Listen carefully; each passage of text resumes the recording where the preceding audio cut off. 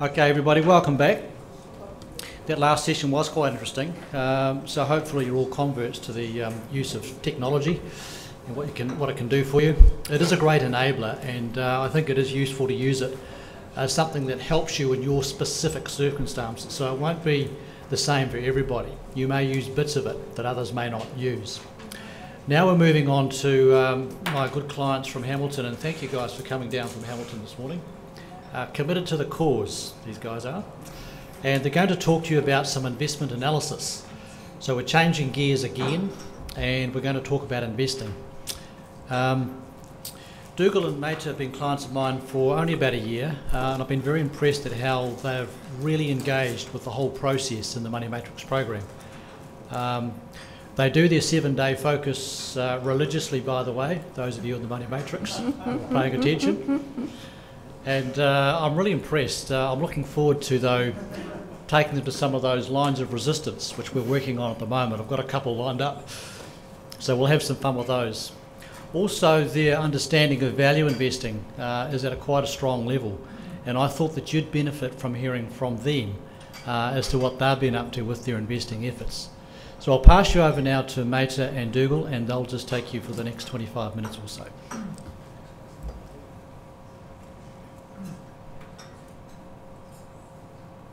Right, this is a joint presentation, so I'm going to kick off the presentation by talking about some of the boring stuff, and then Dougal will finish up with the more exciting stuff, well, especially for those people who have an interest in value investing.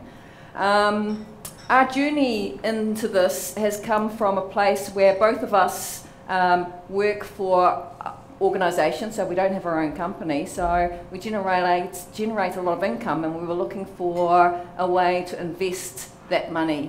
Now, in the past, we've gone into property, and we've done quite well out of property, but we've certainly found in the last couple of years with the changes that the government's put in place and in terms of the economy, that property is probably not going to give us the returns that we're looking for. So we were looking for some other way for us to be able to invest the money we're generating and build our future where we're not tied to our jobs. So this is really about, this story here is going to talk about what value investing is for us and what we've learned on that journey. So value investing for us, primarily, of course, is about getting us a good return on investment. We need to be able to invest our money into something where we're going to get a good return. So we see value investing not as buying shares, but in terms of buying a part of a business that we would really like to own. So we're not multimillionaires, so we can't buy businesses, but we do see buying shares as a way of buying a little bit of that company so that we can be part of it and we can get some return that that company is generating.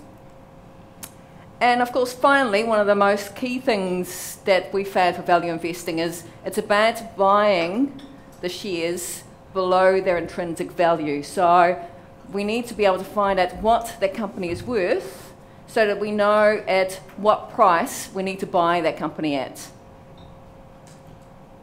So we have quite an ambitious goal for ourselves in terms of our investing, and that's that we want to be able to generate 15% per annum on average. Now at the moment, of course, that's fairly difficult because of the economic situation, but we're still thinking that on average we should be able to generate that. And that's, you know, just to really push us in terms of trying to find the right businesses that we want to be able to invest in, and of course buying at the lowest possible price. So how do we go about finding some of these businesses we want to own? So there's really three things we look at. First of all, we start with screening for businesses, because if we could look at a country in terms of where we want to maybe want to invest in, and Australia is a key market that we're investing in at the moment, is there's a lot of companies that we need to be able to weed out. So we need to be able to narrow down the company we want to invest in. So screening is a good way of just getting rid of all the companies that we don't want to look at. Secondly, we then look at that short list of companies and then we analyse each one in a lot of detail. And then finally, we're going to look at assessing the value, and that's really where Dougal's going to talk. So in terms of screening businesses, the first thing we look at is the return on equity, and that's probably a key cut-off point for us. So we're only going to look at companies that have a return on equity of greater or equal to 15%. So it's pretty ruthless, but they are out there. So why settle for something less if there are good companies out there? And of course, that return on equity has to be consistent over time. So there's no point looking at a company that's had a return on equity of over 15% for the last 2 years, if before then they had a very low return on equity. So we need to be able to, they need to be able to show a history. Secondly, does the business have consistent historical growth? So we don't want companies that are going up and down. They need to have shown that they've had consistent growth over time so that we can comfortably predict that in 10 years' time that they're going to have grown enough to give us the return that we're looking for. So once we've shortlisted the companies that we're really interested in, then we actually have 7 different aspects that we look at for a company before we decide if we want to buy it or not. So firstly, is the company well managed? Because of course, a company is not going to do very well if it's not well managed. So we look at some of the ways that the company makes decisions. And probably one of the key things that we've come across, and this was from a book we read from Charles Mizrahi, and he said, when you've read the chief executive statement in the annual plan, and you've read that, at the end of that, would you trust that chief executive with the keys to your house if you went away on holiday? And I thought, well, that's a really good way of actually judging what's your perception of what that chief executive has actually written about the company. You know, does he have a good eye for the business, and does he make good decisions, or is he just about glorifying his company, trying to get more people to invest in it? Is the company best in its sector? And this is something that we've also come from the readings. Does the company have a moat around it? I quite like that analogy. Does it have good protection around it? And a recent TV program that we saw, which was What's in Your Food, I think it's called. And they talked about the McDonald's brand, and they got a whole group of kids, and they talked to them, and they had 2 burgers. And they were exactly the same burger, but one they wrapped in a McDonald's wrapper, and then the other one was in a plain wrapper. And they asked each child, which burger tastes better? And bar one, all the kids reckoned the McDonald's burger tasted better, even though they were exactly the same. And they repeated their experiment with the carrots. So they grabbed some carrots, and McDonald's doesn't even sell carrots, but they put some carrots in a McDonald's bag and some in a plain bag. And they said to the kids, now, which carrots taste better? And just about all the kids said the carrots from McDonald's tasted better. Now, they were exactly the same carrots. And it just goes to show that the brand of a company can create a huge moat for it in terms of loyalty. So McDonald's is not going to go out of business very quickly when it's got young kids, which are the future consumers, you know, that have such an ownership and loyalty to the brand that can actually make food taste better. That's pretty impressive. So that's an impressive moat. So is the business understandable? And I think that's for me one of the key things that whenever Dougal comes up with a company, I always ask, you know, how easy is it to understand how that company actually makes money? Because if I look at Facebook, it's great, and we've just heard all about Facebook and how great it is. But how does Facebook actually generate its income? How does it make real dollars? I mean, it's a mystery to me. Yes, it has advertising, but, you know, it's a mystery to me as to why people paid so much money for it on the stock exchange. Certainly no mystery to me why it went down, because nobody really understands that company. So I would never buy into a company that I don't really understand. because I don't know where the money's coming from. And how do you value a company if you don't understand where that money's coming from? Western Union is another American company. They make a lot of return on equity, but they actually own very little equity. So really, what is its business model, and how secure is that business if it has so little equity? And that sort of leads on to the next one. I mean, how much debt does the company have? And some companies, of course, are going to naturally have a lot of debt. So retailers such as the warehouse, of course, own a lot of property and a lot of buildings. So they're going to have a high level of debt, whereas companies that are more about services are probably going to have a much lower level of debt. So it needs, we look at seeing where that debt is and is that appropriate. But also, if they've recently bought more debt, then where has that debt gone to? Has it gone into building the company, really growing the company in terms of its core sector? Or has that money gone into diversifying away from its core business? And that's something to watch for, because if they've diversified, of course, into another area that they don't really understand, that could be a big risk in terms of future losses if that area doesn't really work out. So generating income. Where's the earnings coming from? Is the earnings coming from its core business? Or sometimes companies actually generate a lot of income from having done well in investments or in terms of selling property or assets that they have. So where does the earnings really come from? Is it faked or is it real earnings? And of course, as we all know, cash flow is critical to any company's success. So many companies have gone under because of poor cash flow. So it is a key thing to look at. And for us, we've got a pretty simple methodology which says that the cash flow needs to be equal or higher than the reported profit. And of course, that has to be true over a reasonable period of time. And finally, how is the profit used by the company? If it's got a really good return on equity that's bigger, that's better than the market, is it reinvesting that money into itself, or is it paying it out? Because paying it out is probably not going to generate as much growth for the company as reinvesting it. If the returns are not growing, then it's probably a much better decision to pay out the dividend, because reinvesting it is not actually going to create more growth for the company.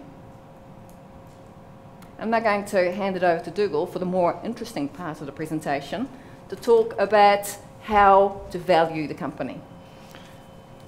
Don't know if it's more interesting, but depends where you've got a mind for facts and figures, I guess. I'm a bit of a computer geek, so a lot of this is around spreadsheet driven, but it's basically how we've looked at the different valuing models that are available to us and trying to put some sense around those. So we'll work through that.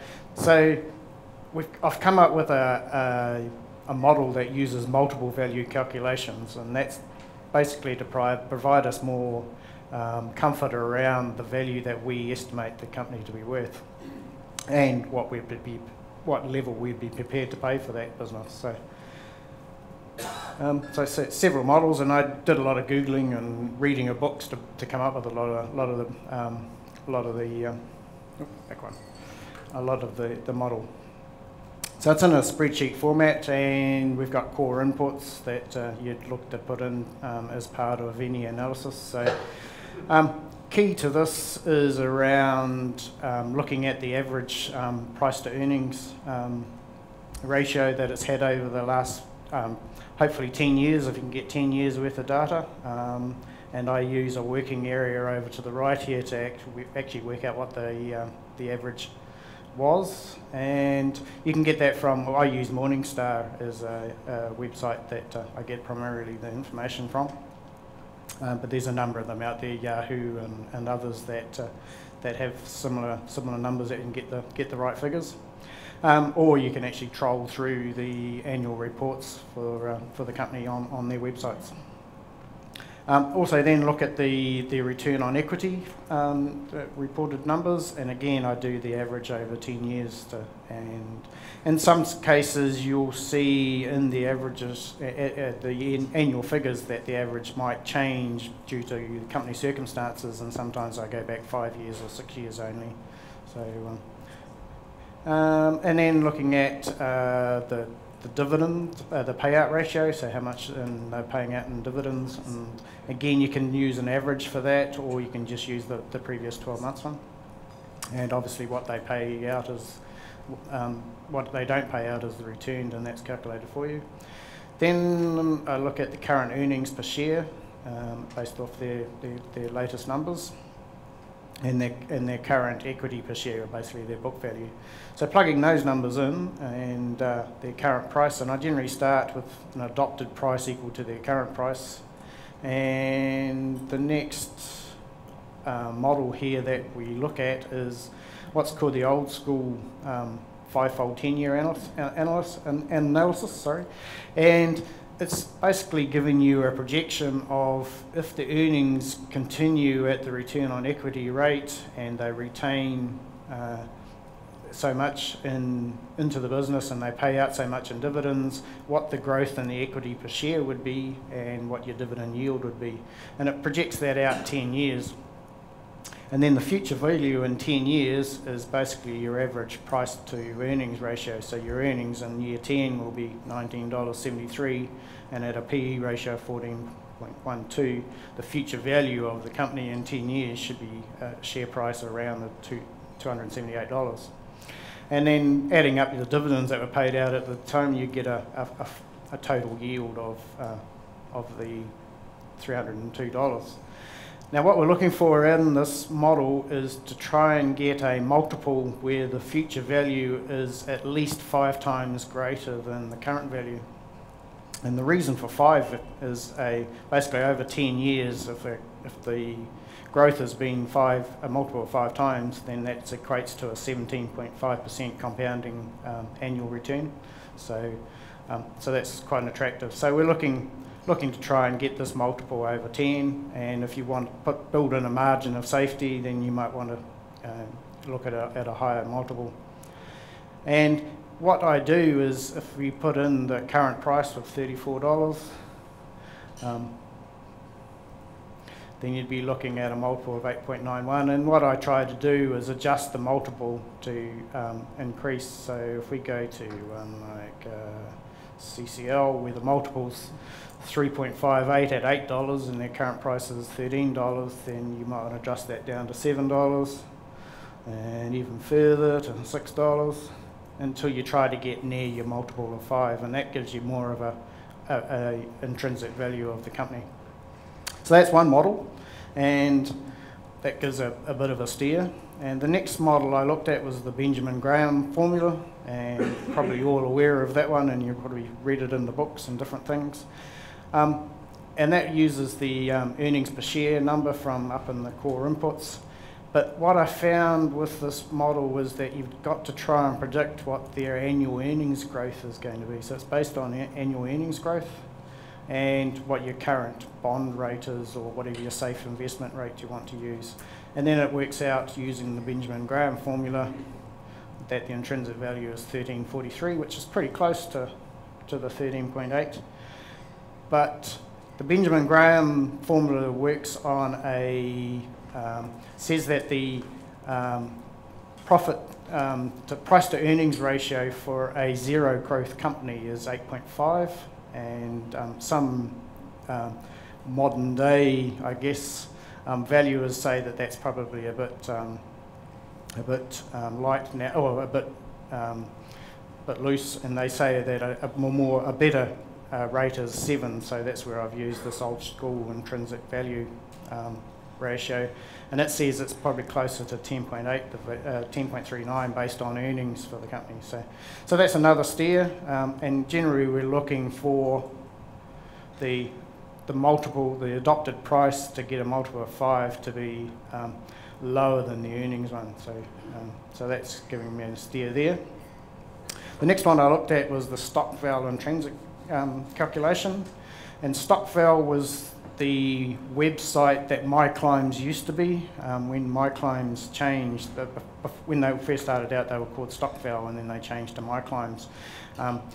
I think it was Brian McNiven and Roger Montgomery started the Stockfell intrinsic site, and Roger Montgomery left, and he's now gone and done another site called Scaffold, and so I think they changed it to MyClimbs around that stage. But based on the formula, the Stockfell formula, which is freely available, they use the return on equity numbers and what your required return rate is. So as I said, for us, we want a required return rate of 15. So we use that, and using those figures and the return on equity and the dividend payout ratio, you can see that the Stockfell intrinsic value is close to $5.51, which is getting closer to the adopted price here that we worked out using the old school formula. So again, that gives you a bit more confidence in the numbers. Quite an interesting thing to see here is the change in the required rate. So well, we're using a number of 15, but MyClimbs, if you look at their website, they say that if it's a safe business, so it's a bank or something where you say is reasonable surety that the business is going to continue, they say to use a number more around 12%. And if it's a higher risk business, to use 16%. So if we change that to 12%, you can watch the Stockfell intrinsic formula, and you can see that the actual future value of the intrinsic value of the company actually leaps quite a bit. So it's just something to look at as well as just playing with those numbers. I'll just change that back to 15. And I thought, well, that's very good. The Stockfell calculation is quite a complex looking calculation, so I wanted to know a bit more about it. So I actually read Brian McNiven's book. Quite heavy reading. Mater started it and never finished it, so it is quite a geeky read. But he came up with the reasoning behind the Stockfell formula, and it's based on similar to the actual model that I'd already seen, which was around that old school model, and taking the opening equity per share, looking at the return on equity as being earnings, and then predicting out the actual future value of that share based on the return on equity, the payout ratio, and the average price to earnings ratio. And so that gives you a future cash flow. And if I use a net present value calculation, and I'm using a 3% inflation adjustment, bringing that forward, I can see that buying Coca-Cola Amtel at $6 would give me a return on investment on average per annum of 24%. So again, that's going to give you some confidence. We're looking for this number to be around 20% because we want about a 5% margin of safety on our 15%. So again, if we adjust that to say so that it comes back to more in line with 20%, then you can see your future value is around $7, and that was pretty close to the Stockfell calculation at 12%. So again, it gives you a bit more confidence in the number. Interestingly, if I go to MMD, and it was something that I noticed when I was analysing MMD, was that payout ratio actually has quite a, and Mater was talking about it before, but it has quite a different change and puts a different slant on the numbers. So I've got MMD sitting in here at 65% payout ratio on dividends. Their actual payout ratio at the moment is sitting around 88%. So if you watch the return at 88%, you can see the return drops down to 7% per annum. So it makes quite a difference on their return. And Peter was saying that, oh, the company should be paying out about 50% of the returns and dividends. So let's make that number 50%. You'd see we'd be getting near our 21% number there if they were paying out 50% of their numbers. So the question I have is, and I keep watching MMD to see whether they'll actually twig, and it's again coming back to would you trust the CEO and the management of the company if they actually twig to say, well, they would do better for their shareholders if they didn't pay out so much in dividends. So, and could they be actually investing their earnings into the company and actually generating more growth into the company? So just something to look at as well. That pretty much wraps up the numbers I've got. I'm also playing with the MyClimbs numbers at the moment, because I wanted to understand, because of my clients' reports, and you may have got some from Peter already, they do a lot of their valuation on normalised earnings and normalised return on equity, so I'm using their model at the moment to try and understand how that works, and gives me a better feel, and it's increasing my learning as well as to how the companies actually work, and especially around some of their accounting practices. And I mentioned scaffold before, so scaffold use an intrinsic value calculation, which is quite simple, and it's based on a statement by Warren Buffett. And so I've been using their numbers as well, and it can actually show if we used our 15% required return rate, what the intrinsic value was. At the current price, what actually is the current return, and if we used our adopted price, what the return would be. So again, it's just giving us more of a feel for getting that intrinsic value number right, and then we're looking and putting them on our watch list and saying, well, once they go below that number, we'll be looking to buy. So I think that's where we're at this stage, unless anyone's got any questions. One key to the whole looking at these value things, and I got a bit worried, you find a really good company that you like and you start looking at the numbers. It's quite easy to tweak some of those numbers to try and get the value to where you'd like to buy them, instead of the other way around, letting the company come to your numbers. So that's just one danger to look out for when you're doing it. So, we mentioned a couple of references during the presentation. So Charles Maserati, if you're looking at value investing, that's a really easy to read, easy to understand book to get you and started in value investing, and that was the first book we read, and set us on the right path, I believe. And I mentioned Brian McNiven as well. If you really want to get into some of the detail, you can, or if you suffer from insomnia, perhaps, then it's a good read as well. So, any questions? Yep.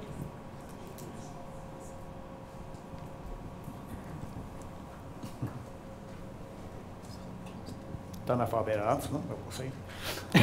You stand up there, we'll blame you anyway. You talked about well-managed companies, and what are the key criteria for us to look at the management of a company and how well they're running a company? You're just looking at their payout ratio as dividend, and you're telling us, well, if the dividend was less, like they were paying out 30% and they're retaining more, obviously they're going to return more at the other end. These managers of these companies, that's a basic fundamental that they should already know, and why should we be telling them about it? You know, are they that stupid? It's not funny. And there's what are the key criteria that we should be looking at as for management? You know, because they put their blurb out on their statement at the end of the year, which is sometimes full of rubbish. Yeah. Sometimes we can believe a little bit of, you must have a series of criteria that we look at, and there must be some red flags that come up and say, well, don't go here because of this, this and this. And yeah. Do you understand what I'm trying to Yes. There is a number, and I think the more you look at companies, the more you get a feel for what's a good company and what's a bad company. There's a book, which is the book we just read, that tells you some of the pitfalls of looking at management reports and some of the accounting practices that go on. And there's quite a few red flags. If you can see that there's a large downturn in earnings or cash flow or something, but it's not mentioned in the CEO's report, then they must be trying to hide the reason for it and things like that. So it's getting that gut feel as to whether the company you think is being managed correctly. And then you might want to drill down and see if the CFO mentions anything about it. So perhaps the CEO was trying to tell a good news story and hide the bad stuff, but the CFO's report then down further in the annual report might actually give you more of a steer as to why something looks a bit hinky in their numbers. Yeah, so I think there's a lot of numbers you can look at, and how much debt is there, is it appropriate, and some of the other numbers we've talked about. But then is that actually reflected in the chief executive's report? I mean, if they're just telling a good news story and a CFO hasn't mentioned any bad tidings either, but the numbers don't look good, then that's not a very good sign. Yeah, so the chief executive's report should really marry up to what's really happening in the business. And that's, you know, that's about trust. They should be telling the bad news as well as the good news. Cool. Any other questions? Yeah. Cool. Look, thank you both. I really appreciate you taking the time to put that together. I mean, he enjoys it. I mean, but you did a great job. Thank you so much. And it's just interesting when I'm looking at companies, you're talking about how do you find out whether they're telling the truth or not. The reality is you've got to go beyond the first few pages in the annual report if you want to do that sort of thing. And the real good stuff is normally towards the middle and at the back. That's where the real information is.